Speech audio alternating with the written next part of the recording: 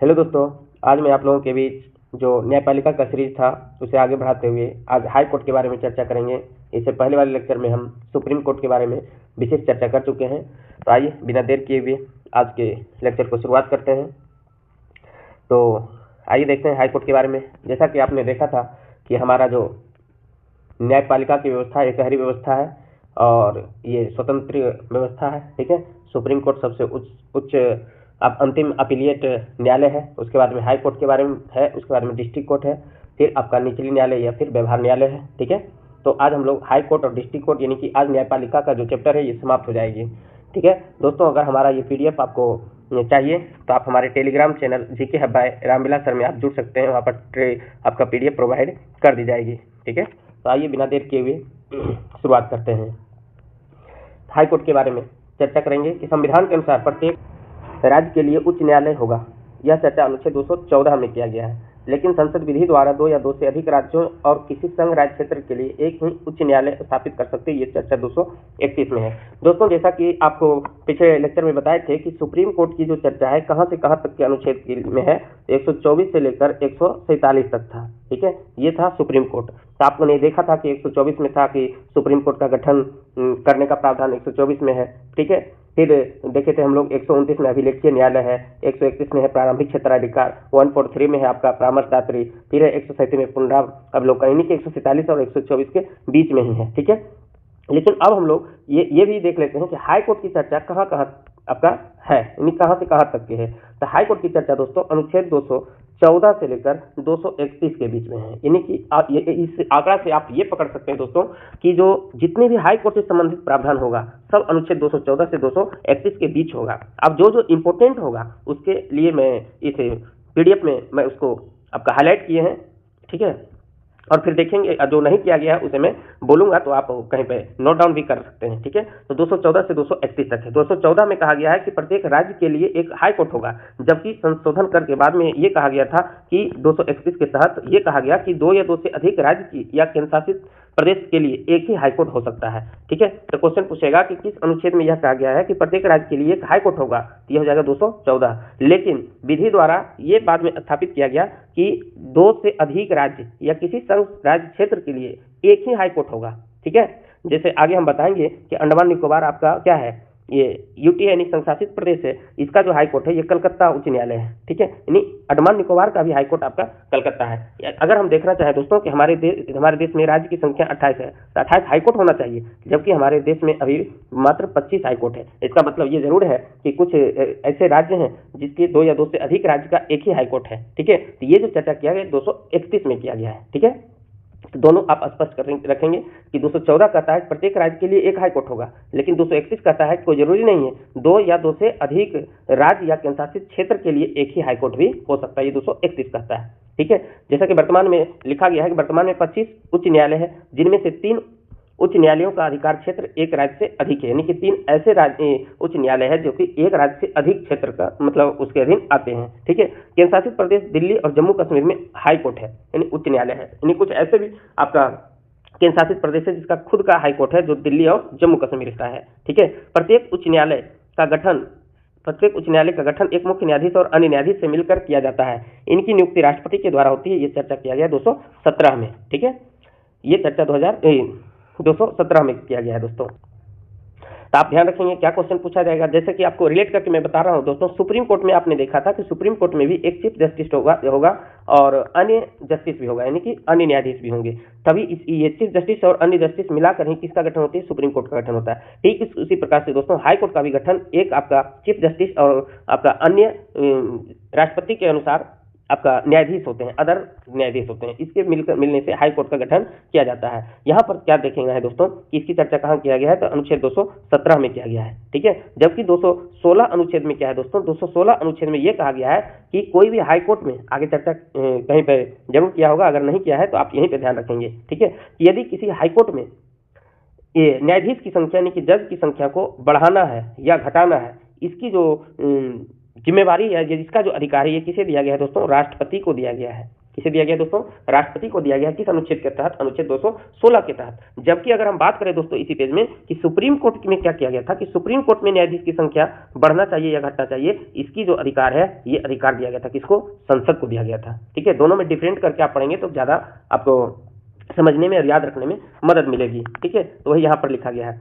और आप देखे थे कि सुप्रीम कोर्ट के न्यायाधीश को नियुक्ति राष्ट्रपति के द्वारा ही किया जाता है और हाई कोर्ट के भी न्यायाधीश की नियुक्ति राष्ट्रपति के द्वारा किया जाता है 217 के तहत। भिन्न भिन्न उच्च न्यायालयों में न्यायाधीशों की संख्या अलग अलग होती है। पटना उच्च न्यायालय में न्यायाधीश की संख्या अलग होगा, इलाहाबाद हाई कोर्ट में अलग होगा, कलकत्ता में अलग होगा। ठीक है, आइए देखते हैं कि उच्च न्यायालय के न्यायाधीशों के लिए क्या क्या योग्यता है। दोस्तों जब भी पढ़ें तो आप इससे रिलेटेड जो भी प्रश्न बन सकते हैं उसे खुद ब खुद रिकॉल करने का जरूर प्रयास करें। जैसे अभी उच्च न्यायालय की योग्यता पढ़ रहे हैं, इससे पहले हमने आपको वीडियो में बताया कि सुप्रीम कोर्ट के न्यायाधीशों के लिए योग्यताएं क्या है, तो उसे भी आप यहीं रिकॉल कर लें, तब आपको ये कंफ्यूजन कम होगा कि हाई कोर्ट का क्या योग्यता है और सुप्रीम कोर्ट की क्या योग्यता है। आइए पहले देखते हैं हम लोग हाई कोर्ट की योग्यता, उसी के साथ रिलेट करके बताएंगे कि सुप्रीम कोर्ट के ये न्यायाधीश के बनने की क्या क्या योग्यताएं थी। ये तो सेम था दोस्तों कि भारत का नागरिक होना चाहिए, ये सुप्रीम कोर्ट में भी था। ठीक है, कम से कम 10 वर्ष तक न्यायिक पद धारण कर चुका हूं अथवा किसी उच्च न्यायालय में या एक से अधिक उच्च न्यायालय में लगातार 10 वर्ष तक अधिवक्ता रहा हूं, यानी कि वकील रहा हूं। ठीक है, जबकि अगर हम बात करें दोस्तों उसमें क्या था कि किसी भी हाई कोर्ट में 5 वर्ष तक क्या था, जज रहा हूं या तो 10 वर्षों तक ये अधिवक्ता रहा हूं। ठीक है, तब सुप्रीम कोर्ट के लिए योग्य था। इसमें कह रहा है कम से कम 10 वर्ष तक न्यायिक पद धारण कर चुका हूं, यानी कहीं भी रह चुका हूं, यानी कि डिस्ट्रिक्ट न्यायालय में। ठीक है, या फिर किसी उच्च न्यायालय में या एक से अधिक उच्च न्यायालय में लगातार क्या हो, वकील के पद पर हो, यानी कि 10 वर्ष तक अधिवक्ता रहा हूं। ठीक है, तीसरा फैक्ट क्या कहता है दोस्तों, उच्च न्यायालय के न्यायाधीश को उस राज्य जिसके लिए उच्च न्यायालय स्थित है वहां के राज्यपाल के द्वारा शपथ दिलाया जाता है। यानी कि नियुक्ति करेगा राष्ट्रपति, लेकिन शपथ दिलाएगा कि जिस राज्य का हाई कोर्ट है, ठीक है, उस राज्य के राज्यपाल उसको शपथ दिलाता है। ये थोड़ा सा कंफ्यूजन क्वेश्चन है, आप ध्यान में रखेंगे। सुप्रीम कोर्ट में आपने देखा था कि राष्ट्रपति ही नियुक्त करते हैं और राष्ट्रपति ही शपथ दिलाते हैं, जबकि हाई कोर्ट के न्यायाधीश को राष्ट्रपति नियुक्त करते हैं। राष्ट्रपति क्या करते हैं दोस्तों? नियुक्त करते हैं, लेकिन शपथ दिलाते हैं संबंधित राज्य का राज्यपाल। अगला, उच्च न्यायालय के न्यायाधीश का अवधि ग्रहण करने की अधिकतम आयु 62 वर्ष है। ठीक है, यानी उच्च न्यायालय के न्यायाधीश की अवधि ग्रहण करने की अधिकतम आयु 62 वर्ष, यानी कि रिटायरमेंट हो सकता है 62 वर्ष, जबकि आप सुप्रीम कोर्ट में देखे थे 65 वर्ष था। उच्च न्यायालय का न्यायाधीश अपने पद से राष्ट्रपति को संबोधित कर कभी भी त्यागपत्र दे सकता है। थोड़ा सा देखिए दोस्तों, सुप्रीम कोर्ट में हम त्यागपत्र की चर्चा नहीं किए थे। आप ध्यान रखेंगे कि अगर सुप्रीम कोर्ट के न्यायाधीश अगर त्यागपत्र देगा तो वो राष्ट्रपति को ही सौंपेगा, और हाई कोर्ट के भी न्यायाधीश अगर त्यागपत्र देगा तो राष्ट्रपति को ही संबोधित करेगा। ठीक है, इसे आप ध्यान में रखेंगे। जिस व्यक्ति ने हाईकोर्ट में अस्थायी न्यायाधीश के रूप में कार्य किया है वह उस न्यायालय में वकालत नहीं कर सकता है। आपने सुप्रीम कोर्ट में देखा था कि सुप्रीम कोर्ट के कोई भी न्यायाधीश अगर रिटायर हो गया है तो वो किसी भी न्यायिक पद पर नहीं जा सकता है, और ना ही वो किसी भी न्यायालय में वकालत भी कर सकता है। ये ठीक उसी प्रकार से कहता है कि जिस व्यक्ति ने उच्च न्यायालय में अस्थायी न्यायाधीश के रूप में कार्य किया है वह उस न्यायालय में वकील नहीं, जो जज है वो वकालत का काम क्या करेगा, किंतु वह किसी दूसरे हाई कोर्ट में अथवा उच्चतम न्यायालय में वकालत कर सकता है। यहाँ पर देखिए क्या क्या डिफरेंस है दोस्तों, ध्यान देंगे। जब हाई कोर्ट वाला बात रहेगी, ये सुप्रीम कोर्ट वाली, तब तो ये कहीं भी नहीं कर सकता है ये वकालत। लेकिन ये कहता है कि जिस व्यक्ति ने हाई कोर्ट में न्यायाधीश रह चुका हो उस न्यायालय में, जैसे मान लिया जाए कि हम कहें इलाहाबाद हाई कोर्ट में कोई चीफ जस्टिस रहा हूं, ठीक है, या फिर न्यायाधीश भी रहा हूं, चीफ जस्टिस भी रहा हूं, तो वो उस न्यायालय में, यानी कि इलाहाबाद न्यायालय में वो वकालत नहीं कर सकता है। लेकिन अगर दूसरे हाई कोर्ट में जाता है तब वहां पर वो वकालत कर सकते हैं, या फिर सुप्रीम कोर्ट जाता है तो वहां भी वकालत कर सकता है। ठीक है, केरल उच्च न्यायालय ने 1997 में सबसे पहले बंद को असंवैधानिक घोषित किया था। यानी कि जो हम लोग बंदी करते हैं ना, तालाबंदी, यानी कि रोड जाम करना बंदी, ये इसे असंवैधानिक घोषित किया था केरल उच्च न्यायालय ने सबसे पहले, और 1997 में। इसे भी आप ध्यान में रखेंगे। कुछ और करंट अपडेट किया गया दोस्तों कि उच्च न्यायालय में न्यायाधीशों के पदों की रिक्तियां भी हैं। कितना पद है? 2025 के आंकड़ों के अनुसार कुल स्वीकृति 1122 पदों में लगभग 371 रिक्त हैं, लगभग 33% रिक्त हैं, जिसे भरा जाएगा बारी बारी से। ठीक है, संविधान के अनुच्छेद 214 से 231 से हाई कोर्ट की स्थापना होती है। ठीक है, ये आपको बता दिए। भारत में 25 हाई कोर्ट हैं। हर उच्च न्यायालय का गठन मुख्य न्यायाधीश और अन्य न्यायाधीश से होता है। न्यायाधीश की अधिकतम आयु सीमा 62 वर्ष है, यानी 62 वर्ष में रिटायर हो जाएगा। जबकि उच्च न्यायालय के पूर्व न्यायाधीश उसी न्यायालय में वकालत नहीं कर सकता। ये भी तो आपको बताया दिए थे हाईलाइट के रूप में। 2025 में हाईकोर्ट में जजों की रिक्ति थी 30% प्लस है। ठीक है, इसे भी आप ध्यान रखेंगे। आइए 25वां हाईकोर्ट के बारे में हम लोग चर्चा करते हैं कि हाईकोर्ट की स्थापना कब हुई थी। इससे क्वेश्चन रहता है, और उसके अधिकार क्षेत्र में कौन कौन से राज्य या केंद्र शासित प्रदेश आते हैं। ठीक है, तो देखते हैं। कलकत्ता हाईकोर्ट, कलकत्ता, मुंबई और मद्रास, ये तीनों की स्थापना 1862 में हुई थी। इसे आप ध्यान रखेंगे, हाईलाइट कर देते हैं। ठीक है, कलकत्ता कौन कौन है दोस्तों, ये इसी कलर से करेंगे हाईलाइट। कलकत्ता कलकत्ता, बम्बई और मद्रास, ये तीनों प्राचीनतम हाई कोर्ट में से है, जिसकी स्थापना 1862 में हुई थी। ठीक है, और इसका मूल स्थान कलकत्ता में है, बम्बई का मुंबई में है और मद्रास का चेन्नई में स्थित है। इसके अधिकार में कौन कौन आता है? तो कलकत्ता के अधीन आता है पश्चिम बंगाल, अंडमान निकोबार द्वीप समूह, ये दोनों का क्षेत्राधिकार कलकत्ता हाईकोर्ट न्यायालय में है। खंडपीठ यानी कि कुछ कभी जो आपको बताए थे कि सुप्रीम कोर्ट का जो 2 जगह बैठक किया गया था राष्ट्रपति की स्वीकृति के बाद, आपका हैदराबाद था और जम्मू कश्मीर था, है ना, यानी श्रीनगर में। ठीक उसी प्रकार खंडपीठ है पोर्ट ब्लेयर और जलपाईगुड़ी में भी। ठीक है, इसे आप उतना ध्यान में नहीं रख सकते हैं, लेकिन आप स्थापना और कौन कौन सा क्षेत्र के अधीन आता है ये ध्यान रखेंगे। बम्बई में आ जाता है दोस्तों महाराष्ट्र का भी हाईकोर्ट बम्बई है, गोवा का भी है, दादर नगर हवेली है, दमन द्वीप है। ठीक है, नहीं कौन कौन आ जाएगा? आपका 2 राज्य हो जाएगा, किसमें? बम्बई हाईकोर्ट में 2 राज्य आते हैं, महाराष्ट्र और गोवा का क्षेत्राधिकार बम्बई में है। और आपका 2 केंद्र शासित प्रदेश है। अब तो दादर नगर हवेली और दमन दीव दोनों एक ही हो गया, तो आप एक कह सकते हैं, यानी कि 2 राज्य और 1 केंद्र शासित प्रदेश का जो अधिकार है वो बम्बई हाईकोर्ट के अधीन आता है। ठीक है, मूल स्थान मुंबई में है और खंडपीठ के रूप में नागपुर, पणजी और औरंगाबाद महाराष्ट्र का औरंगाबाद की बात किया जा रहा है। मद्रास के अधीन तमिलनाडु और पुडुचेरी के आता है। इलाहाबाद में सिर्फ यूपी कर्नाटक ही आता है, और इलाहाबाद की स्थापना 1866 में, कर्नाटक 1884 में, बाकी सब उतना विशेष नहीं है। आप विशेष याद रख सकते हैं, कलकत्ता का अधीन पश्चिम बंगाल अंडमान निकोबार, बम्बई में महाराष्ट्र, गोवा, दादर नगर हवेली और दमन दीव, और तमिलनाडु में तमिलनाडु और पुडुचेरी है। बाकी स्थापना आप ध्यान रखेंगे, एक गुवाहाटी को भी आप ध्यान में रखेंगे। गुवाहाटी की स्थापना होती है गुवाहाटी हाईकोर्ट का 1948 में, जिसके अधीन आता है असम, नागालैंड, मिजोरम और अरुणाचल प्रदेश। इसे आप ध्यान में रखेंगे। ये 4 राज्यों का हाईकोर्ट गुवाहाटी हाईकोर्ट है। कौन कौन? असम है, नागालैंड है, मिजोरम है और अरुणाचल प्रदेश, यानी कि सब आपका 7 सिस्टर में से ये सब हैं। कौन कौन? 1 2 3 4 राज्य हैं। कौन कौन है दोस्तों? असम है, नागालैंड है, मिजोरम है और अरुणाचल प्रदेश है। ये 4 राज्य को आप ध्यान में रखेंगे। ठीक है, उड़ीसा की, और उसके बाद जो चर्चा में रहता है हाईकोर्ट, उसका आप स्थापना आप ध्यान में रखेंगे। ठीक है, पटना हाईकोर्ट की स्थापना 1916 में होती है, उड़ीसा 1948 में, मध्य प्रदेश 1956, केरल 1956, सबको आप ध्यान में नहीं रखेंगे। लेटेस्ट आप ध्यान रखेंगे, जो चर्चा में रहता है उसे आप ध्यान में रखेंगे। ठीक है, सबसे लेटेस्ट हाईकोर्ट है आंध्र प्रदेश का हाईकोर्ट 1 जनवरी 2019 को। ठीक है, और ये हाईकोर्ट का मूल स्थान है अमरावती में स्थित है। आगे, भारत का सबसे पुराना उच्चतम न्यायालय कौन है? कलकत्ता, बम्बई और मद्रास। कब हुई थी स्थापना? 1862 में हुई थी, ये ध्यान रखेंगे। नवीनतम उच्चतम न्यायालय तेलंगाना व आंध्र प्रदेश का 2019 में गठन हुई थी। गुवाहाटी हाईकोर्ट 4 राज्यों पर अधिकार रखता है। अभी आपने देखा था कौन कौन सा है गुवाहाटी राज्य वाला? असम था, ये देख लीजिए, असम है, नागालैंड है, मिजोरम है और अरुणाचल प्रदेश। कौन कौन है दोस्तों 4 राज्य में? 4 राज्य को एक बार फिर से रिकॉल कर लीजिए, असम, नागालैंड, मिजोरम और फिर अरुणाचल प्रदेश। ये 4 राज्य पर अधिकार करता है। बहुत इंपॉर्टेंट है, कभी कभी क्वेश्चन पूछा जाता है। कहता है जब आंध्र प्रदेश और तेलंगाना एक राज्य थे तब उच्च न्यायालय हैदराबाद था, जिसकी स्थापना 1954 में हुई। लेकिन अब आंध्र प्रदेश का एक अलग हाईकोर्ट हो गया है, जिसका मूल स्थान कहाँ है? अमरावती में 2019 में गठन हुई थी। अब उच्च न्यायालय से संबंधित कुछ महत्वपूर्ण फैक्ट के बारे में चर्चा करते हैं दोस्तों। उच्च न्यायालय के न्यायाधीश को उसी प्रकार अपदस्थ किया जा सकता है, यानी हटाया जा सकता है, जिस प्रकार उच्चतम न्यायालय का न्यायाधीश पदमुक्त किया जाता है। यानी जिस ढंग से आपने देखा था कि हाई कोर्ट के न्यायाधीश को इम्पीचमेंट लाया जाता है, यानी प्रार्थना प्रस्ताव लाया जाता है, जिसमें देखे थे कि आप लोकसभा से लगभग हस्ताक्षर होना चाहिए, कितना?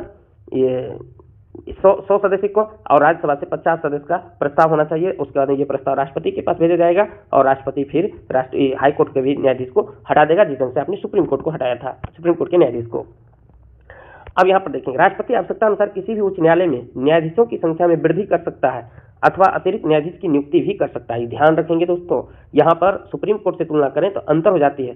सुप्रीम कोर्ट में न्यायाधीश की संख्या को घटा या बढ़ा सकता है कौन? भारतीय संसद घटा या बढ़ा सकता है, जबकि हाई कोर्ट के न्यायाधीश को घटाने बढ़ाने का शक्ति किसमें निहित है? तो राष्ट्रपति में निहित है। ये बहुत इंपॉर्टेंट है। ये जो हाई कोर्ट का वाला प्रावधान है, ये अनुच्छेद 216 के अनुसार कहा गया है, आप ध्यान में रखेंगे। राष्ट्रपति उच्च न्यायालय के किसी अवकाश प्राप्त न्यायाधीश को भी उच्च न्यायालय के न्यायाधीश के रूप में कार्य करने का अनुरोध कर सकता है। ये अनुच्छेद 224 के ए कहता है। ठीक है, यानी राष्ट्रपति चाहे तो हाई कोर्ट के कोई अवकाश प्राप्त, यानी कि जो रिटायर्ड हो चुके हैं, उसे भी न्यायाधीश के रूप में अनुरोध कर सकता है 224 के ए के तहत।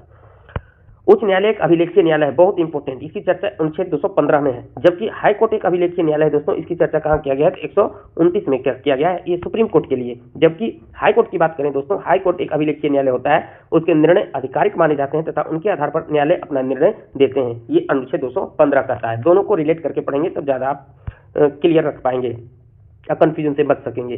भारत के मुख्य न्यायाधीश से परामर्श कर राष्ट्रपति उच्च न्यायालय के किसी भी न्यायाधीश का स्थानांतरण किसी दूसरे उच्च न्यायालय में कर सकता है। यानी कि कोई एक हाई कोर्ट से दूसरे हाई कोर्ट में भी स्थानांतरण करने की शक्ति किसको है? राष्ट्रपति को है। लेकिन किसके परामर्श से? मुख्य न्यायाधीश के परामर्श से, भारत के मुख्य न्यायाधीश के परामर्श से ऐसा कर सकता है। यानी सुप्रीम कोर्ट आप देख सकते हैं, सुप्रीम कोर्ट के परामर्श से। उच्च न्यायालय के कुछ क्षेत्राधिकार के बारे में चर्चा करें। जिस ढंग से हमने देखा था कि सुप्रीम कोर्ट के भी कुछ क्षेत्राधिकार था, प्रारंभिक क्षेत्राधिकार था, अपीलीय क्षेत्राधिकार था, अभिलेखीय न्यायालय था, परामर्शदात्री अधिकार था, ये सब देखेंगे। उसी ढंग से उच्च न्यायालय के भी कुछ क्षेत्राधिकार है, इसके भी प्रारंभिक क्षेत्राधिकार है। अब क्या कहता है? प्रत्येक उच्च न्यायालय को निकाधिकरण, इच्छापत्र, तलाक, विवाह, कंपनी कानून, न्यायालय की अवमानना, कुछ राज्य संबंधी प्रकरणों में नागरिकों के मौलिक अधिकार के क्रियान्वयन अनुच्छेद 226 के लिए आवश्यक निर्देश दिए जाते हैं। यानी कि इसका क्षेत्राधिकार भी इसके क्षेत्राधिकार में आपका किसी के लिए निकाधिकरण के लिए, इच्छा पत्र के लिए, तलाक हो, विवाह हो, ये सब प्रारंभिक क्षेत्राधिकार आता है किसका? हाई कोर्ट का। इसके अलावा मौलिक अधिकार के क्रियान्वयन भी प्रारंभिक क्षेत्राधिकार के अधीन आता है, जिसके तहत ये 226 अनुच्छेद 226 के तहत 5 प्रकार के रिट जारी करता है। बंदी प्रत्यक्षीकरण, परम आदेश, निषेध, उत्प्रेषण, अधिकार परीक्षा। जिस ढंग से आपने देखा था कि सुप्रीम कोर्ट भी 5 प्रकार के रिट जारी करता था, उसी ढंग से हाई कोर्ट भी 5 प्रकार के रिट जारी करता है मौलिक अधिकार को लागू करवाने के लिए। ये कौन करता है दोस्तों? High court. ध्यान में रखेंगे। ये सब क्या है आपको चर्चा कर दिए हैं सुप्रीम कोर्ट के लेक्चर में। दूसरा है अपीलीय क्षेत्राधिकार। फौजदारी मामले में यदि सत्र न्यायाधीश यानी कि हाई कोर्ट या तो निचली अदालत, इसकी बात किया जा रहा है, सत्र न्यायाधीश ने मृत्यु दंड दिया हो तो उच्च न्यायालय में उसके विरुद्ध अपील हो सकती है। यानी कि जब डिस्ट्रिक्ट कोर्ट कोई मृत्यु दंड दे देते हैं, यानी कि कैपिटल पनिशमेंट यानी कि फांसी की सजा दे देती है, तब वो हाई कोर्ट में उसके विरुद्ध अपील हो सकती है। ये फौजदारी मामले में। और दीवानी मामले में कब हाई कोर्ट जाएंगे? तो कहता उच्च न्यायालय में उन सभी मामलों की अपील हो सकती है जो 5 लाख या उससे अधिक संपत्ति से संबंधित कोई विवाद हो, ठीक है, या 5 लाख या उससे अधिक संपत्ति की कोई मामला हो दीवानी मामले में, तब वो हाई कोर्ट में आप दायर कर सकते हैं, अपील कर सकते हैं, ठीक है। फौजदारी मामले में जब आपको मृत्यु दंड देगा तब आप सुप्रीम कोर्ट जा सकते हैं, जबकि दीवानी मामले में 5 लाख या उससे अधिक संपत्ति की जब बात हो तब आप हाई कोर्ट जा सकते हैं। उच्च न्यायालय पेटेंट और डिजाइन, उत्तराधिकार, भूमि प्राप्ति, दिवालियापन, संरक्षकता आदि मामलों में भी अपील सुन सकता है। पेटेंट के मामले में कुछ विशेष वस्तुओं के पेटेंट होते हैं, डिजाइन होते हैं, या उत्तराधिकारी का बात होता है, भूमि प्राप्ति की बात होती है, तब भी आप कहाँ जा सकते हैं दोस्तों? हाई कोर्ट जा सकते हैं। तीसरा कहता है दोस्तों उच्च न्यायालय में मुकदमे का हस्तांतरण भी होती है। कब कर सकता है? कहता है यदि किसी उच्च न्यायालय को ऐसा लगे कि अधीनस्थ न्यायालय यानी कि डिस्ट्रिक्ट कोर्ट की बात कर रहा है या फिर निचली न्याय अदालत की, अधीनस्थ न्यायालय में विचाराधीन कोई अभियोग विधि के किसी गर्भित प्रश्न से संबंधित है तो वह अपने यहाँ हस्तांतरित कर सकता है, अपने यहाँ मंगा सकता है। जब हाई कोर्ट को ऐसा लगे कि जो अधीनस्थ न्यायालय में विचाराधीन कोई मामला है, वैसे मामले को वो अपने पास बुला सकता है ना, और उसका निपटारा स्वयं कर सकता है, या विधि से संबंधित प्रश्न को निपटाकर अधीनस्थ न्यायालय को निर्णय के लिए वापस भेज सकता है। यानी कि कुछ वैसा मामला हो जो अधीनस्थ न्यायालय में पड़ा हुआ हो और विचाराधीन हो, अगर हाई कोर्ट को लगे कि ये हमारे पास आना चाहिए तो वो अपने पास बुलाएगा, हस्तांतरित कर सकता है और पूर्णतः उसे निपटा सकता है, या फिर विधि से संबंधित कानून की कुछ व्याख्या से संबंधित बात क्या आए थोड़ा मोड़ा, है ना, तब वो खुद से निपटा कर और फिर अधीनस्थ न्यायालय को भेज देगा और वहां पर आप अंतिम निर्णय दे दीजिए डिस्ट्रिक्ट कोर्ट में। चौथा है दोस्तों प्रशासनिक अधिकार। उच्च न्यायालय को अपने अधीनस्थ न्यायालय में नियुक्ति, पदोन्नति, छुट्टियों के संबंध नियम बनाने का भी अधिकार है।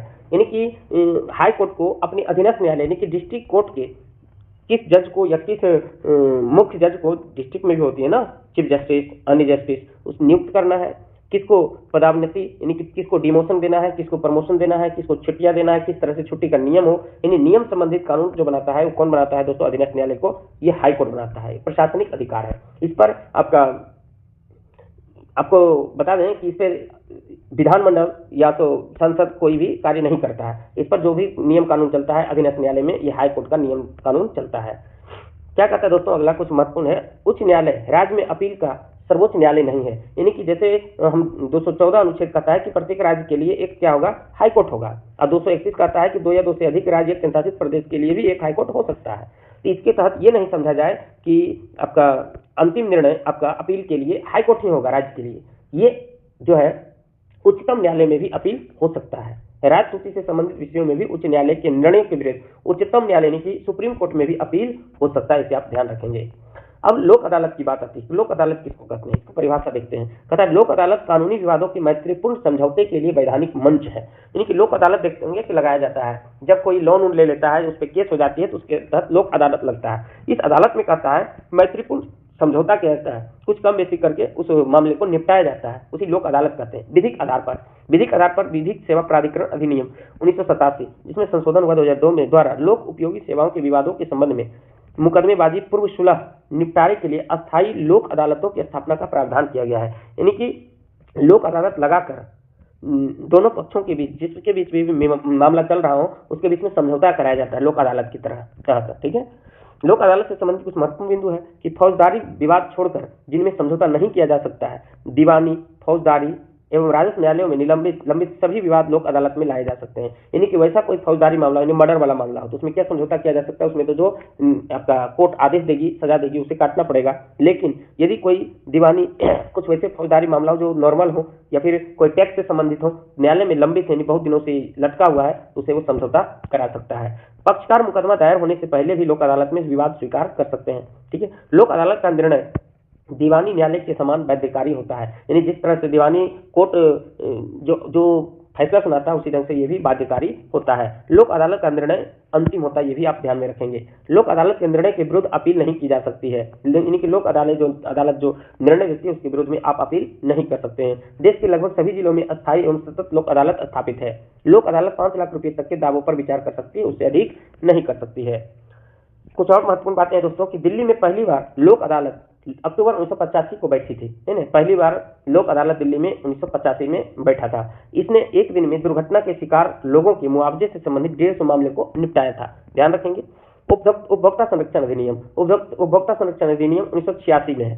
भारत सरकार ने उपभोक्ताओं के हितों के संरक्षण के लिए उपभोक्ता संरक्षण अधिनियम 1986 पारित किया। ध्यान रखेंगे, उपभोक्ता संरक्षण अधिनियम कब आया था? 1986 में। उपभोक्ता विवाद निवारण संस्थाएं, उपभोक्ता समस्याओं के लिए 3 स्तर बनाए गए हैं। ये स्तर कौन कौन है? जिला स्तर है, राज्य स्तर और राष्ट्रीय स्तर है। जिला स्तर पर जिला फॉर्म होता है, राज्य स्तर पर राज्य उपभोक्ता विवाद निवारण आयोग की स्थापना किया गया और राष्ट्रीय स्तर पर राष्ट्रीय उपभोक्ता विवाद निवारण आयोग की स्थापना की गई है। ये मामले की सीमा क्या है कि जिला फॉर्म में 20 लाख रुपए तक की मामलों की सीमा का निपटारा किया जा सकता है और राज्य लेवल पर 20 लाख से 1 करोड़ तक और राष्ट्रीय आयोग में 1 करोड़ से अधिक मामले को निपटारा किया जा सकता है। अब जानते हैं दोस्तों केंद्रीय प्रशासनिक अधिकरण यानी CAT क्या है। केट का गठन संविधान के अनुच्छेद 323 के 1 के अंतर्गत किया गया है, जिसमें प्रशासनिक अधिकरण अधिनियम 1985 द्वारा हुआ है गठन 1985 में। उस समय प्रधानमंत्री राजीव गांधी था और अध्यक्ष उच्च न्यायालय के वर्तमान सेवानिवृत्त न्यायाधीश होते हैं। ठीक है। इसकी संरचना क्या था दोस्तों? केट के 16 उपाध्यक्ष होते थे और 49 सदस्य होता था। सदस्य न्यायिक एवं प्रशासनिक दोनों क्षेत्रों के लिए से लिए जाते थे, ज्यादा इतना इंपॉर्टेंट नहीं है। मुख्य न्यायमूर्ति SL दत्त ने सामाजिक न्यायपीठ नाम से विशेष न्यायपीठ के गठन का आदेश दिया था। ये भी आप ध्यान में रखेंगे। कुछ अन्य फैक्ट है दोस्तों, ज्यादा इतना इंपॉर्टेंट नहीं है लेकिन देखना जरूरी है। आप अनुच्छेद में भी इसके बारे में पढ़े होंगे। विधिक सिद्धांत कुछ लीगल मैक्सिम है। क्या है दोस्तों? ओडी अल्टेरम पार्टेम। ये क्या कहता है दोस्तों? इसका अर्थ यह होता है कि बिना सुने किसी को दंडित नहीं किया जाएगा। यानी किसी को दंड देना है तो बिना सुने आप दंड नहीं दे सकते। ये पूरे कोर्ट से संबंधित कुछ शब्दावली है, उसे आप ध्यान रखेंगे दोस्तों। क्या है दोस्तों? ऑडी अल्टेरम पार्टेम। ये क्या कहता है? इसका अर्थ है बिना सुने किसी को दंडित नहीं किया जाएगा। यानी प्राकृतिक न्याय का सिद्धांत है। ठीक है। यानी कि किसी को भी किसी चीज में फंसाया जा रहा है अगर, तो उसमें क्या किया जाता है कि उसको जब तक दोनों पक्ष को सुनेगा नहीं तब तक दंड नहीं दिया जा सकता है। एक है दोस्तों ऑटरफोइस एक्विट। इसका क्या मतलब होता है? व्यक्ति को उसी अपराध में पहली बार किया जा चुका हो तो दोबारा मुकदमा नहीं। ये तो आप पढ़े नहीं होंगे कि अनुच्छेद 20 कहता है कि एक अपराध के लिए एक ही बार सजा। तो वही यहाँ कुछ फैक्ट दिया गया है, इसे भी आप ध्यान रखेंगे। नॉन बिस इन आइडेम। ठीक है। एक ही अपराध के लिए 2 बार दंड नहीं दिया जाएगा, वही चीज है। ये भी आप जानते हैं। ऑटरफोइस कॉन्विक्ट, उसी अपराध के लिए पहले दोषी ठहराया जा चुका हो तो पुनः मुकदमा नहीं। यानी कि किसी अपराध के लिए किसी को दोषी ठहरा दिया गया है, एक बार वो सजा काट चुका है तो उसे दोबारा वो मुकदमा नहीं किया जा सकता है। तो दोस्तों इसी के साथ आपका न्यायपालिका का जो चैप्टर था ये पूर्ण रूपेण समाप्त हो जाती है। अब आगे हम लोग चर्चा करेंगे एक नए लेसन के साथ, यानी नए टॉपिक के साथ।